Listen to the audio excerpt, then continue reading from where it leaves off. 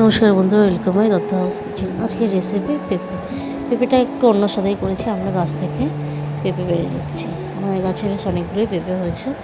আমরা দুটো পেঁপে পেড়ে নেব। এরপর আমরা ধুয়ে ছোট কুচি কুচি করে আমরা পেঁপেগুলোকে কেটে নিয়েছি। এটা গ্রেটারের সাহায্যে কুচি কুচি করতে পারেন। আমরা এইভাবে কুচি করে রেখে দিয়েছি। এরপরে সর্ষে আর পোস্ত নিয়ে নিয়েছি। পোস্তর পরিমাণ একটু কম নিয়েছি, সর্ষেটা একটু বেশি নিয়েছি। এর মধ্যে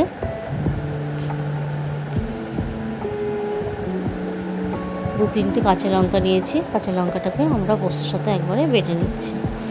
এরপরে আমরা তেল নিয়েছি। তেলের মধ্যে কালো জিরে, তেজপাতা আর একটা গোটা শুকনো লঙ্কা ফোড়ন দিয়ে একটু হালকা ভেজে নিয়ে আমরা পেঁপেটা দিয়ে দিয়েছি। পেঁপের মধ্যে আমরা নুন আর হলুদ দিলাম। দিয়ে এবার লাল লাল করে আমরা পেঁপেটাকে ভালোভাবে ভেজে নেব। কে কোথা থেকে দেখছেন আমাদের রেসিপিগুলো ভালো লাগলে সাবস্ক্রাইব করবেন। পেঁপে এইভাবে রান্না করবেন, দেখবেন খুবই ভালো লাগে। এরপরে সর্ষে পোস্তর মধ্যে আমরা কিছুটা জল দিয়ে চালের গুঁড়ো দিয়ে নিয়ে মিশিয়ে নিয়েছি। পেঁপেটা অনেকটা সিদ্ধ হয়ে আসলে এবার এই মিশ্রণটাকে দিয়ে আমরা নাড়াচাড়া করে নেব। আমাদের রেসিপিগুলো ভালো লাগলে সাবস্ক্রাইব করবেন, কমেন্ট করবেন আর লাইক শেয়ার করতে ভুলবেন না।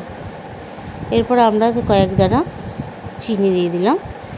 চিনি দিয়ে আমরা ভালোভাবে নাড়াচাড়া করে মিশিয়ে নিচ্ছি।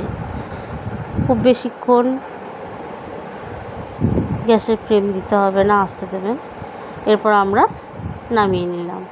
আমাদের রেসিপিগুলো কেমন লাগলো জানাবেন। নমস্কার, ধন্যবাদ।